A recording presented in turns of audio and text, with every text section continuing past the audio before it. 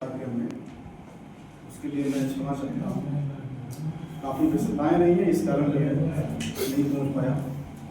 कार्यक्रम हम लोगों ने बनाया और कार्यक्रम के बारे में पता था कि कितने बजे से होना है।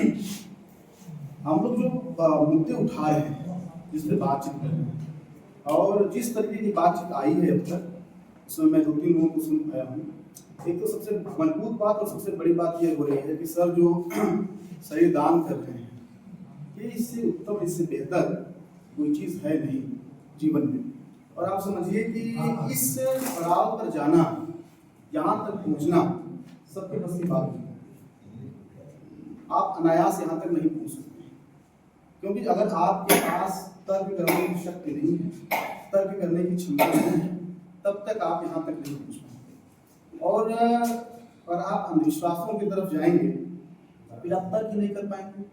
मतलब जब एक बच्चा होता है, परिवार में होता है, सीधे सीधे जब उसे पूजा करने के लिए कहा जाता है, हाथ जोड़ने के लिए कहा जाता है, और यदि वो सीधे सीधे हाथ जोड़ ले तब तो वो तर्क नहीं कर पाएगा, वो सवाल नहीं कर पाएगा। यदि वो सवाल करना शुरू करता है, पूछना शुरू करता है क्यों मैं ऐसे करूँ, इससे क्या लाभ होगा, इससे क्या हानि होगी, और इन सवालों के घेरे में वो अपना जीवन बिताता है और तब जाकर इस पायदान पर पहुंचता है। और ये बड़ी चुनौती होती है हमारे लिए और हम सबके लिए जो यहाँ पर हम लोग बैठे हुए हैं। दूसरी जो विषय है उस पर लंबी बातचीत हो गई होगी, मुझे जहाँ तक लगता है वह है कि जो कुरीतियाँ हमारे समाज में हैं, जो बुराइयाँ हैं, जो रूढ़ियाँ हैं, जितनी भी हैं, अगर उनको आप देखिए, आप सभी जानते हैं, हम सभी जानते हैं, सारे लोग जानते हैं। जब हम चट्टी चौराहों पर बात करते हैं तब हम कहेंगे ये बुरा है, ये बुरा है, ये बुरा है, लेकिन उस बुराई के खिलाफ हम खड़े क्यों नहीं होते? उस पर खड़े होने की आवश्यकता है।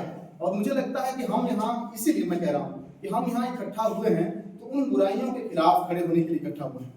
और आप समझ लीजिए कि ये हमारी लड़ाई जो हम शुरू कर रहे हैं, ये हम पहले नहीं, हम पहले व्यक्ति नहीं हैं, हम ये लड़ाई शुरू कर रहे हैं। या ये इस बात को समझ लीजिए कि यह लड़ाई जो हमने शुरू की है, ये तुरंत ही बदल नहीं जाएगा कि 5 साल, 10 साल, 20 साल हमारे जीते जी सब कुछ बदल जाएगा, सब कुछ परिवर्तन हो जाएगा। ऐसा भी संभव नहीं है, क्योंकि यह बृहत्तर तौर पर जो शासित कर रहा है, जो आपको गुलाम बनाए हुए, मैं गुलाम कहता हूं तो शायद आपको लगेगा कि कोई शरीर को आपको पकड़ लिया, जकड़ लिया है, ऐसा कुछ नहीं।